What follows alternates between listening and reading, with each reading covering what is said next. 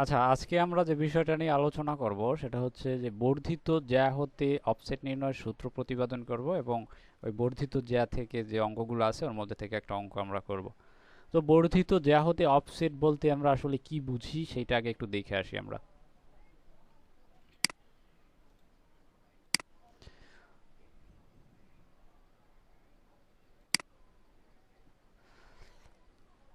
তো আমরা ধরলাম এইটা হচ্ছে একটা বাঁকের স্পর্শক তোমার। এই বাঁকে আমরা দুইটা রাস্তা এইভাবে আইসা মিলবে হয়তো। তো আমরা এক পাশের যে আছে এক পাশের স্পর্শক আমাদের জানা আছে। এখন এই স্পর্শকের সাপেক্ষে আমরা বাঁকটা স্থাপন করব। তো এর জন্য ধরি আমাদের বর্ধিত জ্যায়ের যে অফসেটগুলো সেই অফসেটগুলো আমাদের জানা আছে, O1, O2, O3, এগুলো হচ্ছে অফসেটের মান, যেটা দীর্ঘ জ্যার ক্ষেত্রে তোমরা দেখছিলে O1, O2, O3। এটা আমরা ধরলাম এইগুলো আমাদের জানা আছে, এগুলো মান আমরা সূত্র দিয়ে বের করছি। আমি জাস্ট পরিচিতিটা দিচ্ছি যে আসলে বর্ধিত জ্যা বলতে আসলে কি বোঝায়, বর্ধিত জ্যা হতে অফসেটটা আসলে কি। তো সবার আগে স্পর্শকের এই বিন্দুকে কেন্দ্র কইরা আমরা প্রথম যে উপজ্যা আছে, বাঁকের প্রথম উপজ্যা এবং মাঝখানে অনেকগুলো পূর্ণজ্যা থাকে, শেষের দিকে থাকে শেষ উপজ্যা, এগুলো আশা করি আমরা জানি। প্রথম উপজ্যা, শেষ উপজ্যা, এর মাঝখানের গুলো হচ্ছে পূর্ণজ্যা। তো প্রথম উপজ্যায়ের সমান কইরা আমরা একটা বৃত্তচাপ আঁকবো এই যে স্পর্শকের দৈর্ঘ্যে, মানে স্পর্শকের উপর। তো ধরলাম এটা হচ্ছে প্রথম উপজ্যায়ের উপর স্পর্শক আঁকলাম আমরা। তো এখন আমরা জাস্ট O1 এর যে দৈর্ঘ্য ধরলাম, O1 এর দৈর্ঘ্য হয়েছে 5 মিটার। তো এই 5 মিটার আবারও ব্যাসার্ধ নেব, এই 5 মিটার ব্যাসার্ধ নিয়ে এই বিন্দুকে কেন্দ্র কইরা এদিকে আর একটা বৃত্তচাপ আঁকবো। এইটাই হয়েছে O1, এটা হয়েছে O1। সবার আগে কি করলাম, প্রথম উপজ্যায়ের সমান কইরা প্রথম স্পর্শক বিন্দুকে কেন্দ্র কইরা স্পর্শকের উপরে একটা বৃত্তচাপ আঁকবো। এরপরে স্পর্শকের উপরে যে বিন্দুতে সেট করছে বৃত্তচাপটা, ওই বিন্দুকে কেন্দ্র কইরা এই যে O1, এই O1 এর সমান ব্যাসার্ধ নিয়ে এখানে আর একটা বৃত্তচাপ আঁকছি, যেটা এই। তো এখন এইটা হইছে O1। এবারে কি করব, এই যে স্পর্শক বিন্দু এবং এখানে O1 এখানে যেখানে সেট করছে এই বিন্দুর উপর এদিকে একটা মানে রেখা আর কি মিলাই দেব এবং এটাকে বর্ধিত করব। তো এই যেটা আঁকছি, এই যে নিচের এইটাই হইছে জ্যা। ঠিক আছে, এইটা হইছে প্রথম উপজ্যা। এবারে কি করব আমরা, এই প্রথম উপজ্যায়ের উপর এখানে ভিতরে যে পূর্ণ জ্যাগুলো আছে ওই পূর্ণ জ্যায়ের সমান কইরা এই বিন্দুকে কেন্দ্র কইরা এদিকে আর একটা বৃত্তচাপ আঁকবো এভাবে।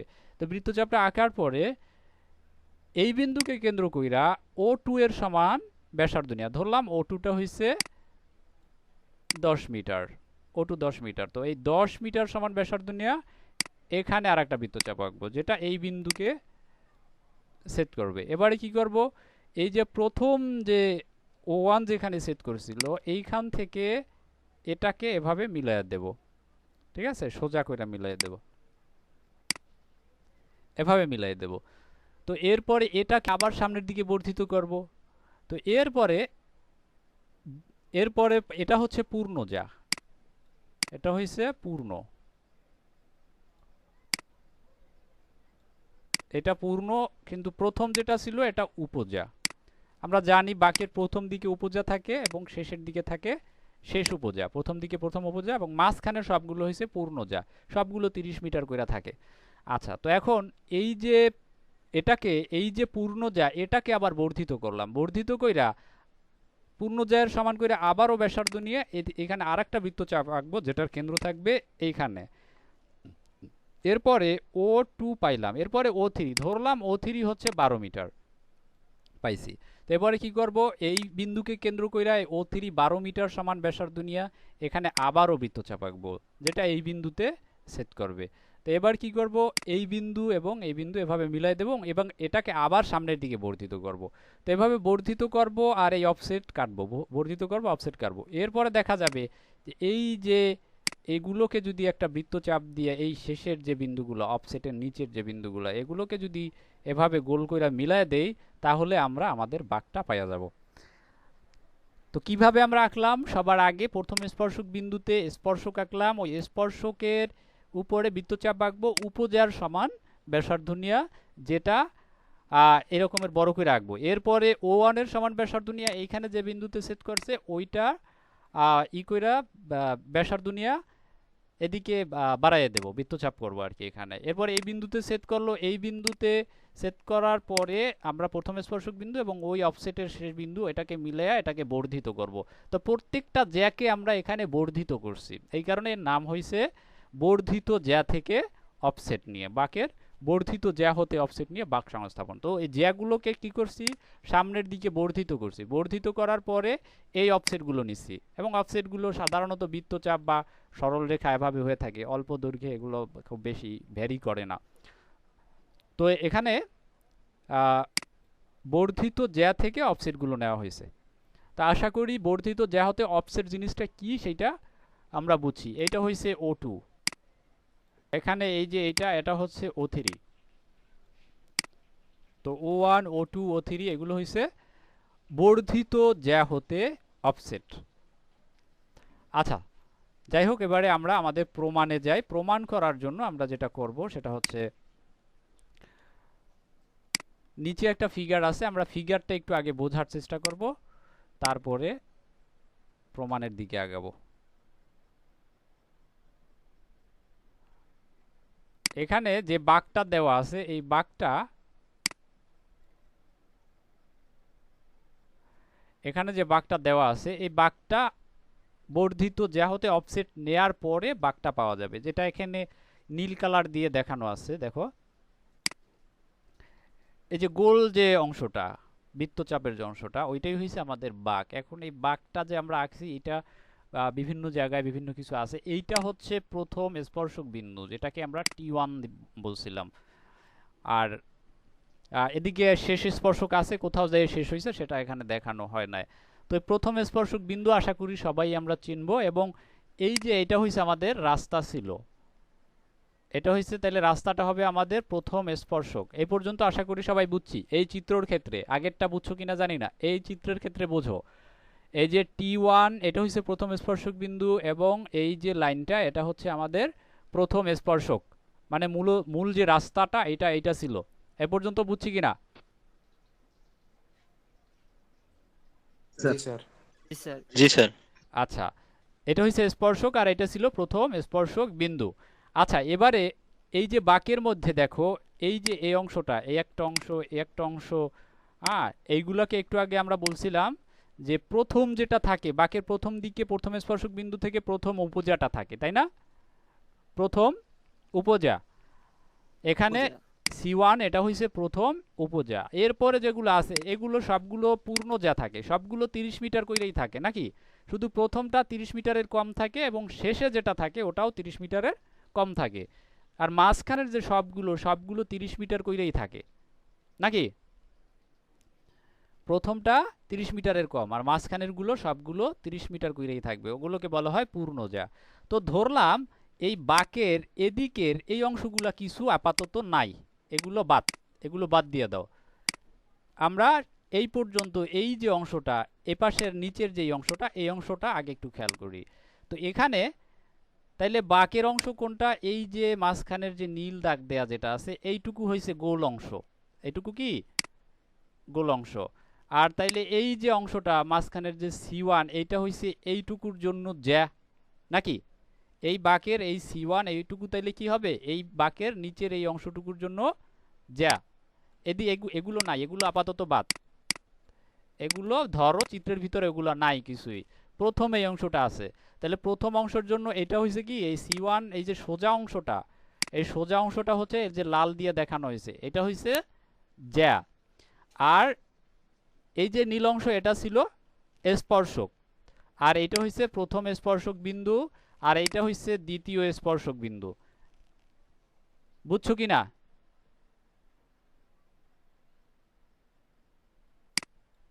স্যার আবার একটু বলেন স্যার। আচ্ছা, এই পাশের এই অংশগুলো আপাতত আমরা ওগুলো নিয়ে কাজ করতেছি না, আমরা কাজ করতেছি নিচের এই মানে প্রথম অংশটা নিয়ে। তো এই প্রথম অংশটা যদি আমাদের বাঁক হয়, তাইলে বাঁকটা এই মাঝ বরাবরে এরকমের আছে গোল গোল অংশ। তারপরে তার মানে এইটা হইছে আমাদের প্রথম স্পর্শক বিন্দু, আর এইটা হইছে আমাদের দ্বিতীয় স্পর্শক বিন্দু নাকি? জি স্যার। জি স্যার। জি স্যার। আর এই যে সোজা লাল যেটা নিচে, যেটা C1, এটা হইছে তাইলে ওই বাঁকের জ্যা, দীর্ঘ জ্যা, জি স্যার প্রথম। নাকি? আচ্ছা, আমি একটু এটাকে বড় স্যার করি। এটা তাহলে আর উপজা থাকবে না, এটা যা হয়ে যাবে। হ্যাঁ, এটা দীর্ঘ জ্যা, উপজ্যা আমরা ধরলাম না, এটা একটা পুরো একটা বাঁক ধরলাম। আমি আরো বড় বানাই। আচ্ছা, তো এখন এই যে লাল অংশটা, এইটা হইছে কি আমাদের দীর্ঘ জ্যা, আর এই যে মাঝখানের যে নীল যে গোল অংশটা, এটা হইছে আমাদের বাঁক। আর এই যে সবুজ যে অংশটা, এটা কি তাইলে স্পর্শক। আর এপাশের সবুজ অংশ এটাও কি স্পর্শক, নাকি? এই দুইটাই স্পর্শক। তাইলে স্পর্শক কোন কোনটা হবে? তাইলে স্পর্শক কোন কোনটুকু হবে? এই যে এখানের যে কোনটা, এই যে এই অংশটা, সবুজটার উপরে স্যার। এটা স্পর্শক কোণ, নাকি? এই যে ছোট কোণটা, এটা স্পর্শক কোণ। আর এখানের স্পর্শক কোণ কোনটা? এই যে কোণটা, নাকি? দুইটা স্পর্শক কোণ পাইছি আমরা। জি স্যার জি স্যার। ক্লিয়ার হয়ে যাবা, বাসায় যেয়ে কিন্তু বুঝতে সমস্যা হবে। এটা ছিল আমাদের দীর্ঘ জ্যা, মাঝখানের এই যে নীলা অংশটা, এটা হচ্ছে আমাদের বাঁক। এটা ছিল স্পর্শক। তাই স্পর্শকের সাথে দীর্ঘ জ্যা যে কোণের সৃষ্টি করবে, ওইটাকে কি বলবো আমরা? স্পর্শক কোণ বলবো। তো এখানে এইটা হচ্ছে স্পর্শক কোণ, এপাশে এখানে এটা স্পর্শক কোণ, আর এপাশে এইটুকু স্পর্শক কোণ। এটাকে আমরা বলবো del1। স্পর্শক কোণের নাম দিছি ছোট del1, ঠিক আছে? del1। আচ্ছা, তো এখন আমরা কি জানি? আমরা জানি কেন্দ্রীয় কোণ স্পর্শক কোণের দ্বিগুণ, তাই না? কেন্দ্রীয় কোণ কি স্পর্শক কোণের দ্বিগুণ ছিল স্পর্শক না? কোণের দ্বিগুণ। স্পর্শ কোণের দ্বিগুণ। আচ্ছা, তাইলে এইটা এখানে এইটা এতটুকু যদি হয় del1, তাইলে এই যে কোণটা, এই কেন্দ্রীয় কোণ, কেন্দ্রে যে কোণটার সৃষ্টি করছে, এটা কি দ্বিগুণ, মানে 2 del1, জি ঠিক আছে? ওইটা del1 হইলে এটা কি হবে? 2 del1। del1। আচ্ছা, তো এইটুকু যদি হয় 2 del1, তাহলে এখানে প্রতিসরণ কোণ কত হবে আমাদের? প্রতিসরণ কোণ কত হবে? 2 del1, কারণ কেন্দ্রীয় কোণ সমান হচ্ছে প্রতিসরণ কোণ, আমরা জানি, জানি না? জি স্যার। আচ্ছা, এখানে জি স্যার। প্রতিসরণ কোণ কতটুকু? এই অংশটা প্রতিসরণ কোণ, তাই না? এই অংশটা প্রতিসরণ কোণ, আর এইটা ছিল আমাদের ছেদ কোণ। ছেদ কোণ স্যার। আচ্ছা, তো আমরা এই বাঁকের এই প্রথম অংশের ক্ষেত্রে কোনটার নাম কি সেটা বুঝছি আশা করি। এটা ছিল আমাদের প্রথম স্পর্শক বিন্দু। এই যে লাল অংশটা, এটা ছিল আমাদের দীর্ঘ জ্যা। মাঝখানের এই নীল অংশটা, এটা হইছে বাঁকের যে অংশটা। আর এই যে এটা ছিল প্রথম স্পর্শক, এবং এখানে যে কোণের সৃষ্টি করছে, এটা হইছে del1। আর কেন্দ্রীয় কোণ হবে তাইলে কত? 2 del1। আচ্ছা, তো এইটুকু আশা করি আমরা সবাই বুঝছি, এবং এইটা বুঝছি, এইটা আশা করেই আমি সামনের দিকে আগাইতেছি। না বুঝলে জি স্যার, বুঝছি এবার। এই ভিডিওটা বারবার রিপিট করে দেখবা। আর যদি প্রাইভেট পড়ো তাহলে তো আলাদা কথা, কিন্তু আমাদের কাজ হয়েছে তোমাদেরকে বোঝানো, যতক্ষণ না না বোঝো। তো এইখানে সেইগুলোই লেখা হয়েছে। T1 হয়েছে প্রথম স্পর্শক বিন্দু, T1 প্রথম স্পর্শক বিন্দু। C1 হইছে প্রথম উপজ্যা, যেটা C1 এখানে চিত্রে T1A দেখানো আছে। C2, C3, C4 এগুলো হইছে পূর্ণজ্যা, যেটা সবার আগেই আলোচনা করছিলাম, যেগুলোর আবার ওখানে সাংকেতিক নাম আছে AB, AB1, AB2। এরপরে ABCD এগুলো হচ্ছে বাঁকের মধ্যে খুঁটি। T1F হইছে বাঁকের মধ্যে বাঁকের প্রথম স্পর্শক। আর del1 হইছে প্রথম উপজ্যায়ের ক্ষেত্রে স্পর্শক কোণ, 2 del1 হইছে প্রথম উপজ্যায়ের ক্ষেত্রে কেন্দ্রীয় কোণ, যেটা আমি সর্বশেষ যেটা বললাম আর কি। আচ্ছা, তো এখন আমাদের একটা সূত্র, আমরা এটা জানো কিনা জানি না, এটা জানার কথা, 9-10এও এগুলো আছে, যে বৃত্তচাপের দৈর্ঘ্য যদি তুমি বের করতে চাও, তাহলে ব্যাসার্ধ ইনটু কেন্দ্রীয় কোণ, এই দুইটা যদি গুণ দাও, তাইলে বৃত্তচাপের দৈর্ঘ্য বের হয়ে যাবে। অর্থাৎ ধরো এইটুকু হচ্ছে একটা বৃত্তচাপ, এইখানে হইছে কেন্দ্র। তাহলে এখন তুমি যদি এই ব্যাসার্ধটা জানো, এই ব্যাসার্ধটা কি ছিল? ধরি এই ব্যাসার্ধটা হচ্ছে আর, এবং এই যে বৃত্তচাপ, এ কেন্দ্রে একটা কোণের সৃষ্টি করছে, ধরলাম এটা হচ্ছে থিটা।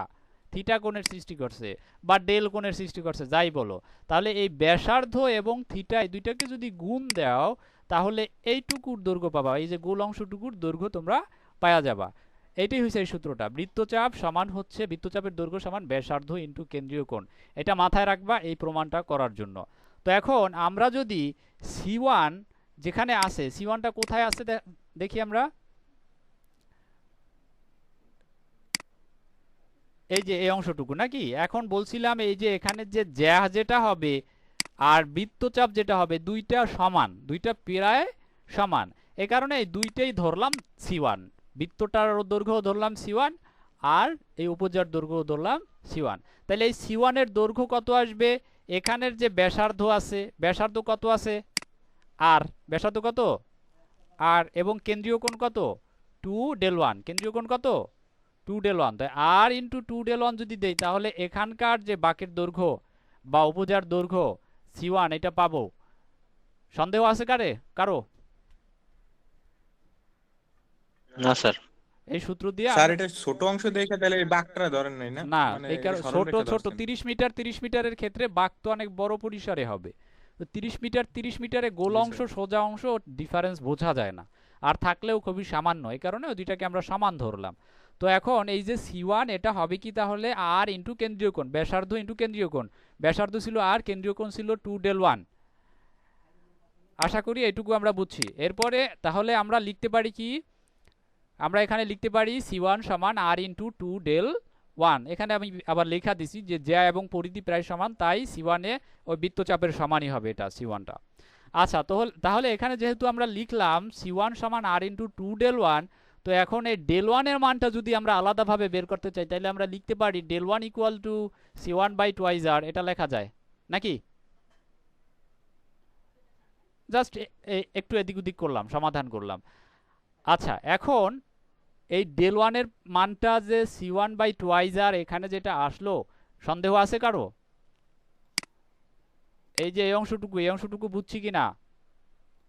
C1 ছিল ব্যাসার্ধ ইন্টু কেন্দ্রীয় কোণ, del1 থেকে জাস্ট 2rটাকে এপাশে আইনা ভাগ করে দিছি, আর কিছুই করি না, এবং এটাকে ধরলাম এটা 1 নং সমীকরণ।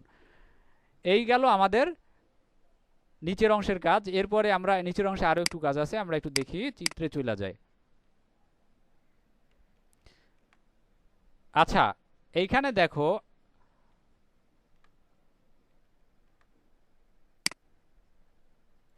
এখানে এই যে কোণটা, এই কোণটার পরিমাণ কত পাইলাম আমরা, del1। এই কোণটা বলছিলাম স্পর্শক কোণ, এটা ছিল কি del1, এবং del1 সমান আমরা একটু আগে ওইখানে বের করছি, কি বের করছি, del1 সমান ছিল কি C1/2r, আর এটা পাইছি না del1 সমান, ঠিক আছে, C1/2r এটা পাইলাম আমরা। তো এখন এইটা ধরো, এবারে ধরো নিচের অংশটা বাদ, এই অংশটুকুর কথা ধরো, শুধুমাত্র এই অংশটুকু, এটা হইছে বাঁকের ব্যাসার্ধ, এটাও বাঁকের ব্যাসার্ধ, del1 বাঁকের কেন্দ্রীয় কোণ, আর এইটুকু হইছে বাঁক, এই যে অফসেট O1 যেটা, এইটুকু ধরো, নিচের অংশ ধরো নাই, শুধু এইটুকু। তো এইটুকুতে এখানে এটা কি ব্যাসার্ধ, এই যে C1, এই C1টা কি এখানে ব্যাসার্ধ, আর কেন্দ্রীয় কোণ পাইছি আমরা del1। তাইলে O1 এই যে এটা, এই যে গোল অংশটা বা এইখানকার যে অফসেটটা, গোল বা সোজা যাই ধরো না কেন, এই অফসেট সমান কি লিখতে পারি, ওই একই সূত্র, বৃত্তচাপ সমান ব্যাসার্ধ ইন্টু কেন্দ্রীয় কোণ। তো এখানে ব্যাসার্ধ সমান কি C1, এই যে এই থেকে এই পর্যন্ত এটা কি বলছিলাম সবার আগে আমরা, C1 বলছিলাম, আর কেন্দ্রীয় কোণ কত C1 পাইছি, del1, কেন্দ্রীয় কোণ কত পাইছি del1 del1। তাহলে এই দুইটাকে যদি গুণ দেই তাহলে এখানে O1 আমরা পাইয়া যাব। জি স্যার। তার মানে আমরা লিখতে পারি কি O1 সমান C1 ইন্টু del1, লেখা যায় O1 সমান C1 ইন্টু del1। আচ্ছা, এরপরে del1 এর জায়গায় আমরা জাস্ট del1 এর মানটা বসাই দেব। del1 এর মান কত ছিল, C1/2r।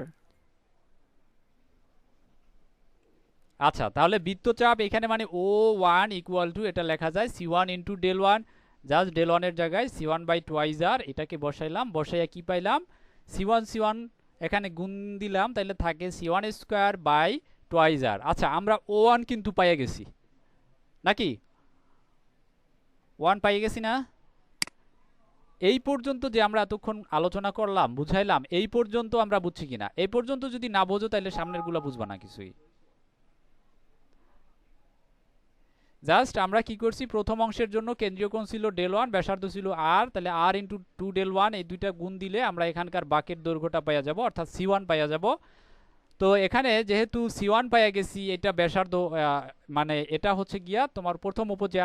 তো এখন এই নিচের অংশটা যদি বাদ দেয়া হয়, শুধুমাত্র এই অংশের কথা যদি কল্পনা করো, এই অংশটা একটা ছোট অংশ ত্রিভুজের মতো বা একটা কোণের মতো, অ্যাঙ্গেলের মতো, যার এখানের কোণের মান হচ্ছে del1, এবং del1 আমরা একটু আগে বের করছিলাম, del1 সমান হচ্ছে c1/2r। তো এখন যদি আমরা এই del1 এবং এই c1 এই দুইটা গুণ দেই, তাহলে এখানকার O1 এর মানটা আমরা পেয়ে যাব। তার মানে আমরা লিখতে পারি O1 সমান c1 ইন্টু del1, এবং del1 এর মান হয়েছে c1/2r, এটা গুণ দিলে আমরা পাবো c1² r। আশা করি এই পর্যন্ত সবাই বুঝছো। যদি না বোঝো তাইলে বারবার বলতেছি, ভিডিওটা রিপিট করবা। আচ্ছা, এরপরে আমরা সামনের দিকে আগাই। প্রথম যে উপজয়ার ক্ষেত্রে অফসেট O1 সেটা আমরা পেয়ে গেছি। এবারে আমরা কাজ করব দ্বিতীয় অংশে। প্রথম অংশের কাজ শেষ, এবারে আমরা কাজ করব দ্বিতীয় অংশে। এই অংশে কাজ করব। আচ্ছা, এই অংশে আসি আমরা। এই অংশে যে জ্যা, এটা এখন আর উপজ্যা নাই, এটা পূর্ণ জ্যা হয়ে গেছে নাকি। C2 এটাও 30 মিটার, C3 এটাও 30 মিটার, C4 এগুলোও 30 মিটার, সবগুলো পূর্ণ জ্যা। তো এখন এই জ্যায়ের জন্য আমরা কি করব, প্রথম যেটা C1 যেটা পাইছিলাম, প্রথম যে উপজা ছিল,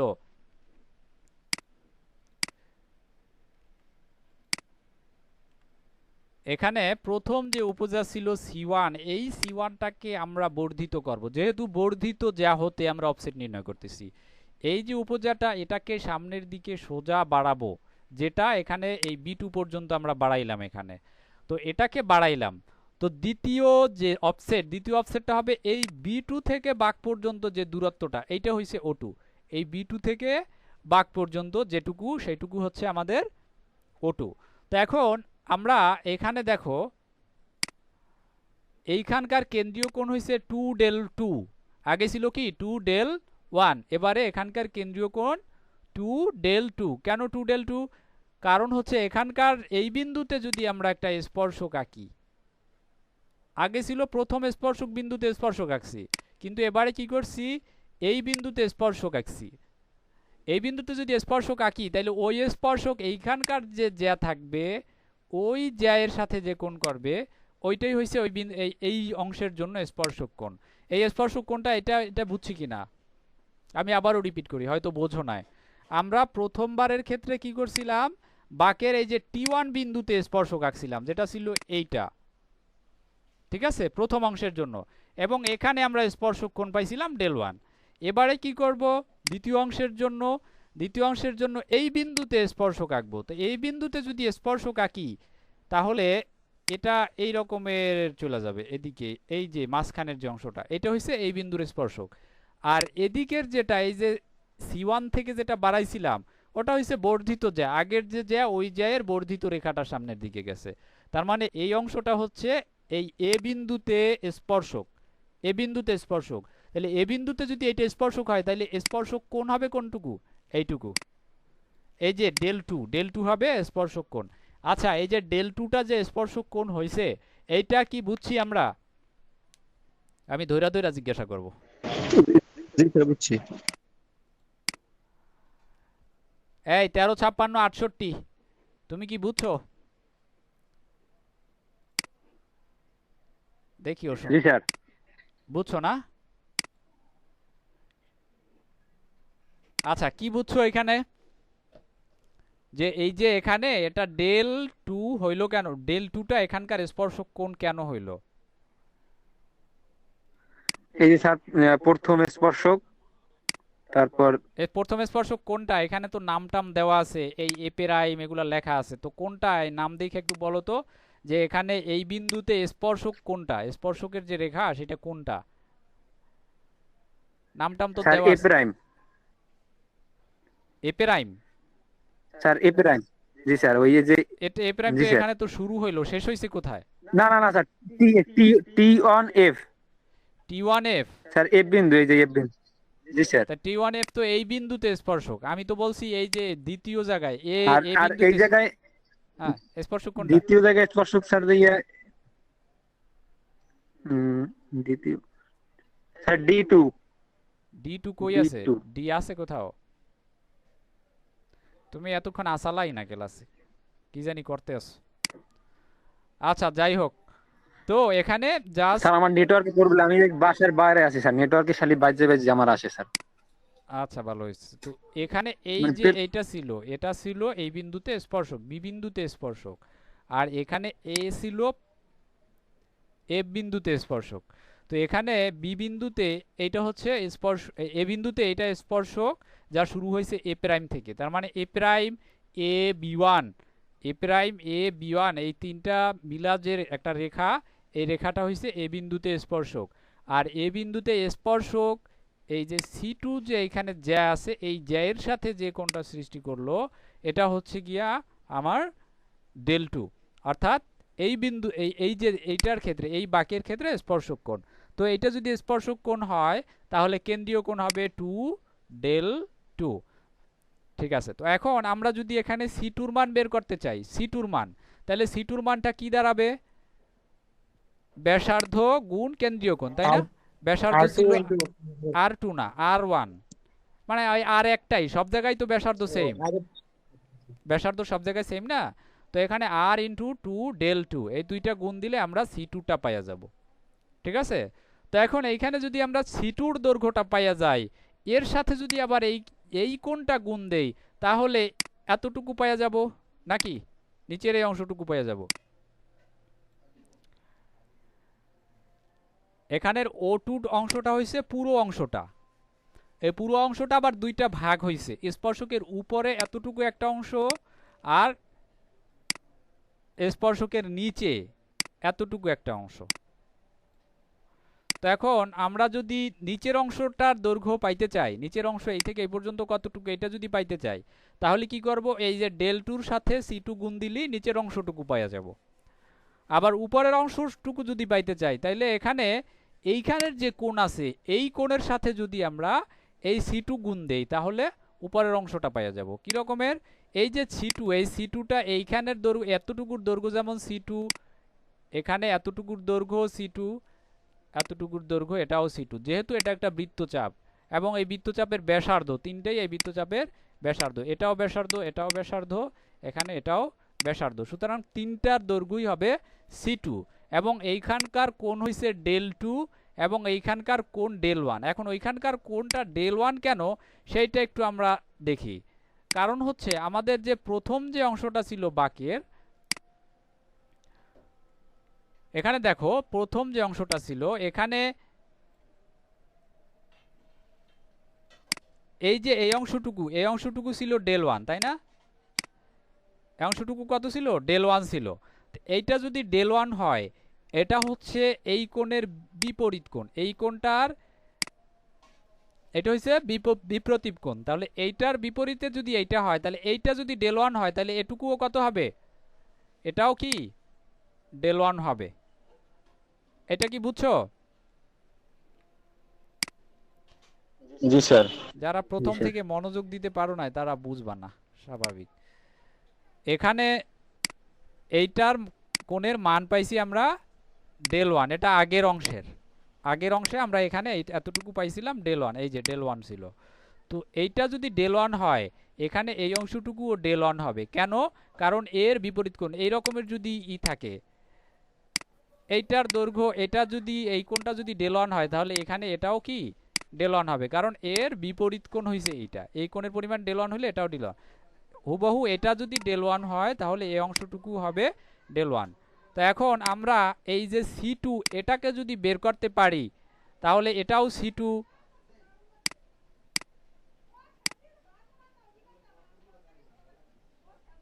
স্যার একটা কোশ্চেন ছিল। এই অংশটা সি টু, এই মাঝখানের এটার দৈর্ঘ্য সি টু, এপাশে এটার দৈর্ঘ্য সি টু।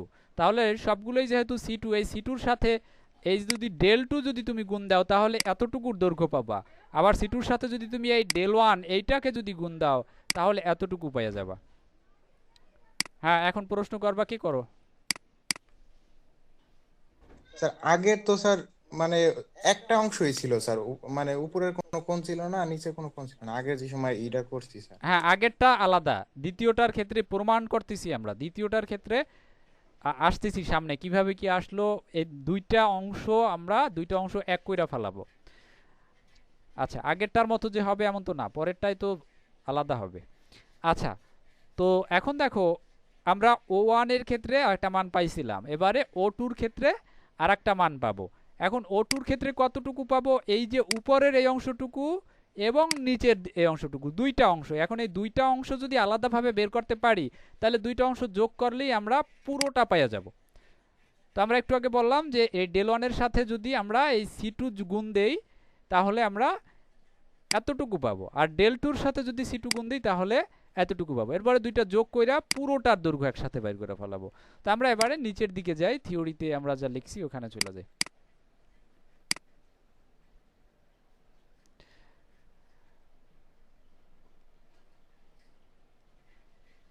আচ্ছা, একটু আগে যে বিপ্রতীপ কোণটা আমি দেখাইলাম, যে এখানে এটা হচ্ছে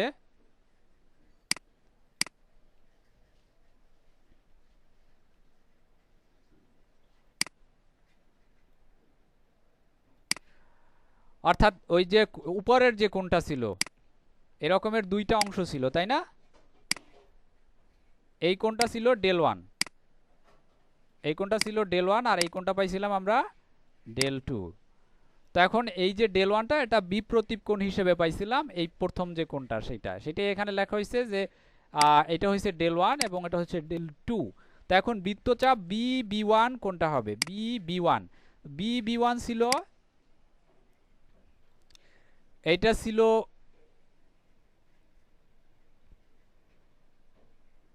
এই যে কোনটা, এটা ছিল এখানকার মান ছিল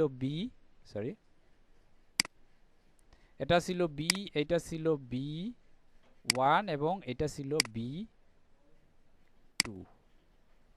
তো এখন এই যে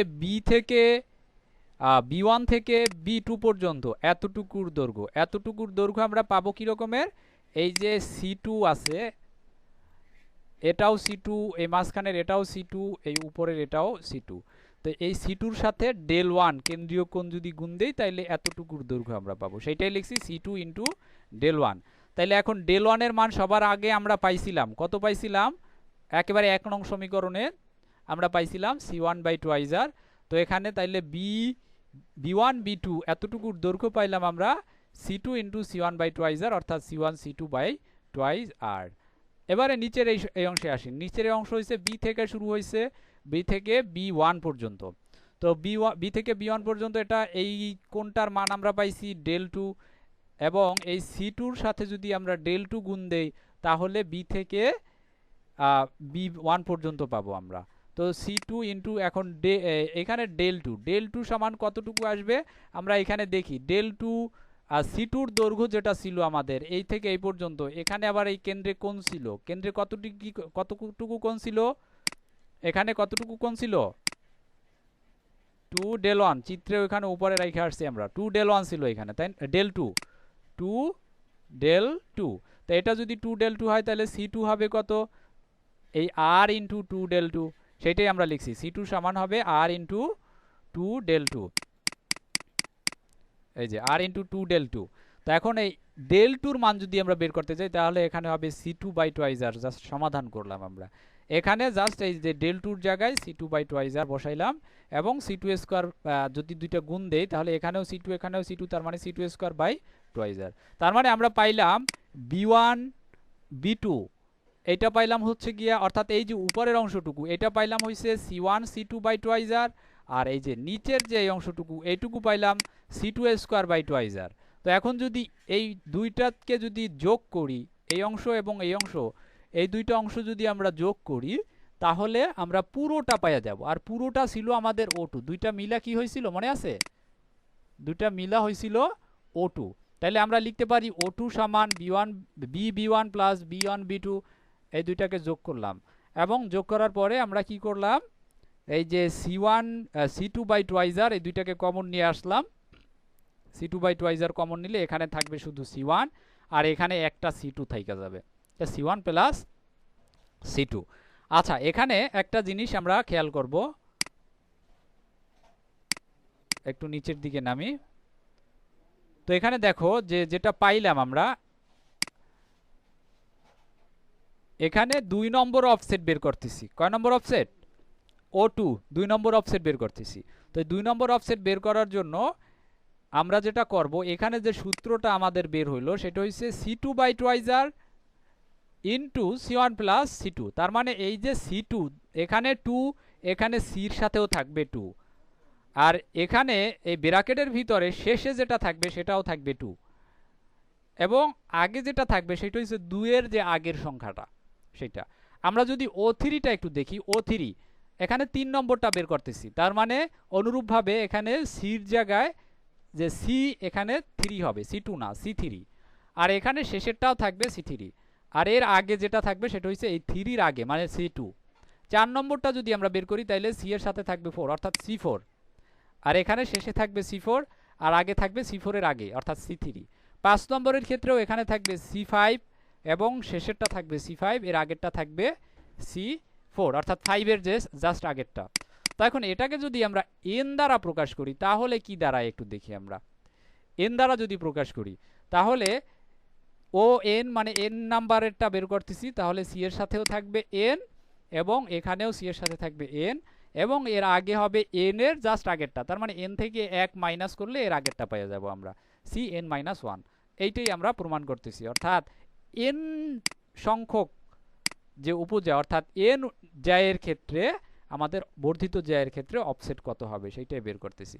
আচ্ছা, এখন এই যে উপজাগুলোর ক্ষেত্রে অফসেটগুলো বের হইলো বা পূর্ণজার জন্য অফসেটগুলো বের হইলো, এর ক্ষেত্রে 1 নম্বরটা আলাদা থাকে, 1, 2 এবং সবার শেষে যেটা থাকে, সবার শেষে অর্থাৎ প্রথম উপজার ক্ষেত্রে O1, শেষ উপজার ক্ষেত্রে পাবো ও মনে করো 10 নম্বরে হয়েছে শেষ উপজা, তার মানে O10। এর মাঝখানে 2 নম্বরের যেটা থাকবে সেইটা ছাড়া মাঝখানে যেগুলো থাকে সবগুলো একই থাকে, অর্থাৎ সবগুলো অফসেটের দৈর্ঘ্য সেম থাকে। O1 যদি ধরো O1 আসলো এখানে 5 মিটার, O1 5 মিটার, O2 এইটা আসলো সমান 6 মিটার, আর O3 এইটা আসলো সমান হচ্ছে গিয়ে 7 মিটার। এরপরে বাকি যেগুলো আছে শেষ উপজার আগ পর্যন্ত বাকি যেগুলো আছে অর্থাৎ O4 সেও হবে 7 মিটার, O5 সেও 7 মিটার, O6 মানে একেবারে যতগুলো মাঝখানে পূর্ণ যা আছে সবগুলোর জন্য অফসেট একটাই হবে।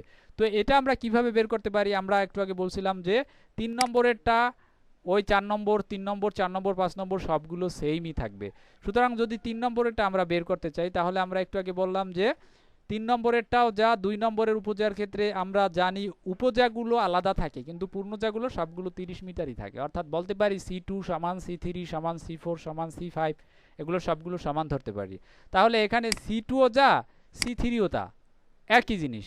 তাহলে এখন যদি আমরা এই C2 এর জায়গায় C3 বসাই দেই তাহলে কি আসে? রেজাল্ট আসে 2 ইন্টু C3 স্কোয়ার বাই টুয়াইজার, অর্থাৎ সর্বশেষে ফাইনাল যেটা 2 2 কাইটা দিলে আসবে এটা হচ্ছে C3 স্কোয়ার বাই টুয়াইজার। অর্থাৎ এগুলো হচ্ছে মাঝখানের জন্য এই সূত্রটা আমরা ব্যবহার করতে পারবো, কিন্তু প্রথম উপজার ক্ষেত্রে এবং শেষ উপজার ক্ষেত্রে এবং 2 নম্বর অর্থাৎ প্রথম যে পূর্ণজার ক্ষেত্রে এই তিনটার ক্ষেত্রে শুধুমাত্র আলাদা হবে, বাকি সবগুলোর ক্ষেত্রে আমরা এই যে সূত্রটা এই সূত্রটা ব্যবহার করতে পারি। অর্থাৎ যদি তুমি 3 নম্বরেরটা বাইর করো C3 স্কোয়ার বাই টুয়াইজার, 4 নম্বরেরটা C4 স্কোয়ার বাই টুয়াইজার, 5 নম্বরেরটা C5 স্কোয়ার বাই মানে সরি টুয়াইজার না শুধু, আর এগুলো দিলেই বের হয়ে যাবে। আচ্ছা, আশা করি বুঝছো। আমি আরও একবার উপর থেকে মানে 1 মিনিটের ভিতরে রিভিউ করে আসবো। আমরা ম্যাথের ভিতরে আজকে যাইতে পারতেছি না কারণ এইটাই অনেক সময় লেগে গেছে। সবার আগে আমরা কি করছিলাম? সবার আগে আমরা প্রথম অংশটা নিছিলাম। প্রথম অংশের ক্ষেত্রে আমাদের এই যে T1 সে ছিল স্পর্শক বিন্দু এবং T1 F পর্যন্ত ছিল প্রথম স্পর্শক, এবং এই যে C1 এটা ছিল যা, তার মানে স্পর্শক কোণ পাইছিলাম আমরা del1। তাহলে স্পর্শক কোণ যদি del1 হয় কেন্দ্রীয় কোণ হবে এর দ্বিগুণ 2 del1, এবং আমরা একটা সূত্রের সাহায্যে এখানকার যে বাঁকের দৈর্ঘ্য বা জ্যায়ের দৈর্ঘ্য আমরা বের করছিলাম সেটা হচ্ছে যে পরিধির দৈর্ঘ্য বা বৃত্তচাপের দৈর্ঘ্য সমান হবে 2 del1 ইন্টু ব্যাসার্ধ, মানে 2 del1 মানে কেন্দ্রীয় কোণ ইন্টু ব্যাসার্ধ। কেন্দ্রীয় কোণ ছিল 2 del1 আর ব্যাসার্ধ ছিল এখানে বড় হাতের আর। তো বড় হাতের আর এর সাথে 2 del 1 যদি আমরা গুণ দেই তাহলে আমরা এখানে C1 এর দৈর্ঘ্যটা পেয়ে যাব এবং এটা থেকে আমরা del 1 এর যে দৈর্ঘ্য সেটা আমরা বের করব। del 1 এর দৈর্ঘ্য আমরা পাইছিলাম C1 বাই টুয়াইস আর, এই যে এখানে C1 del 1 সমান পাইছিলাম C1 বাই টুয়াইস আর। তো এরপরে জাস্ট উপরের যে এখানে যে O1, এই যে O1 অংশ এটাও একটা বৃত্তচাপের মতো এবং যে বৃত্তচাপের ব্যাসার্ধ হচ্ছে এই C1, এই T1 থেকে এ পর্যন্ত এতটুকু C1 হচ্ছে ব্যাসার্ধ এবং এর কেন্দ্রীয় কোণ del 1 আমরা একটু আগে দেখলাম। তাহলে del 1 এর সাথে যদি তুমি C1 গুণ দাও তাহলে এখানকার O1 তুমি পাওয়া যাবা। হুবহু একইভাবে এখানকার স্পর্শক কোণ, এইটা এই স্পর্শক কোণের বিপরীত কোণ আবার এই পাশের এই উপরের অংশটুকু, তার মানে এটা যদি del 1 হয় এটাও হবে del 1 আর নিচের এই অংশটা এখানকার স্পর্শক হইছে এই যে এটা হচ্ছে এখানকার স্পর্শক। তো এই স্পর্শক কোণ হবে তাইলে এখানে del 2 ধরলাম আমরা। আর এখানে যদি স্পর্শক কোণ del 2 হয় তাহলে এখানকার কেন্দ্রীয় কোণ হবে 2 del 2। এই 2 del 2 এর সাথে যদি আমরা ব্যাসার্ধ আর গুণ দেই তাহলে এখানকার C2 পাবো আমরা।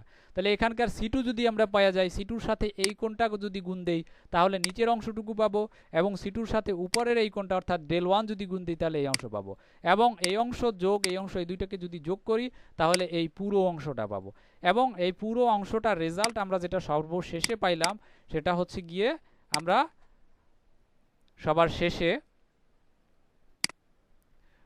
এই দুইটা যোগ করে পাইছিলাম C2 বাই টুয়াইস আর ইনটু, অর্থাৎ এই যে এই অংশটা পাইছিলাম দুইটা যোগ করার পরে, এটা এবং এইটাই দুইটা যোগ করার পরে C2 বাই টুয়াইস আর পাইছিলাম। তো এখানে দেখা গেছে যে আমরা 2 নম্বর অফসেটের ক্ষেত্রে এখানে 2 আসছে এবং এখানে C এর শেষেরটার ক্ষেত্রেও 2 আসছে। সুতরাং আমরা যে নম্বরের অফসেট বের করব জাস্ট C এর জায়গায় ওই নাম্বারটা বসাবো এবং এখানে C1 এর জায়গায় জাস্ট ওর আগের যে অফসেটটা আগের যে মানে যেটা সেটাকে বসাবো, তাহলে আমরা আমাদের পাওয়া যাবে। আর সব জায়গায় সমানই থাকবে। তো আমরা যদি এটা একটা কমন সূত্র n দিয়ে বাইর করতে চাই তাহলে যেটা পাবো সেটা হচ্ছে Cn বাই টুয়াইস আর into Cn minus 1 plus Cn, অর্থাৎ এখানে n সংখ্যক অফসেট, n নাম্বারের অফসেটটা বের করতেছি তাহলে এখানে C এর সাথে এখানেও থাকবে n এবং শেষে এটাও থাকবে n।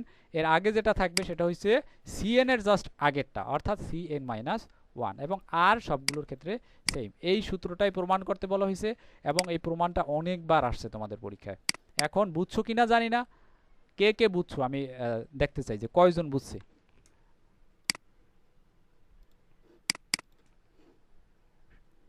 জন আছে এখন পর্যন্ত। 13, 45, 15 বুঝছো কিছু আছে? আমি এখন যাকে পাবো না জি স্যার, আইডেন্টিফাই করব। জি স্যার বুঝছি। আচ্ছা, এরপরে 13, 56, 56 ও নাই, আমি রোল লিখা রাখতেছি। জি আসো? জি স্যার। আচ্ছা, 13, বুঝছি স্যার 56, এটা। 60 জি স্যার। বুঝলে তো ভালো, স্যার আশা করি বোঝো নাই, কারণ তুমি মানে মনে জি হয় স্যার। গাড়িতে আছো বা অন্য কোথাও আছো বা ট্রাক্টর চালাইতেছো কিছু একটা, পাওয়ার টিলার। আচ্ছা যাই হোক, এরপরে না স্যার, এই শব্দ হইতেছে না। 13, 56, 64। বৃষ্টি পড়তেছে তো, বৃষ্টির জন্য শব্দ হইতেছে। আচ্ছা 13, 56, 68। বুঝছি, তবে আরেকটু দেখলে আর কি ক্লিয়ার, আরেকটু দেখলে আর কি ক্লিয়ার হবে। 13, 56, 68 এগুলো বুঝছো জি না স্যার। সবাই? আচ্ছা, দাঁড়াও আমি আমার জি স্যার। ভিডিওটা অফ করি, ভিডিওটা লম্বা হয়ে যাচ্ছে।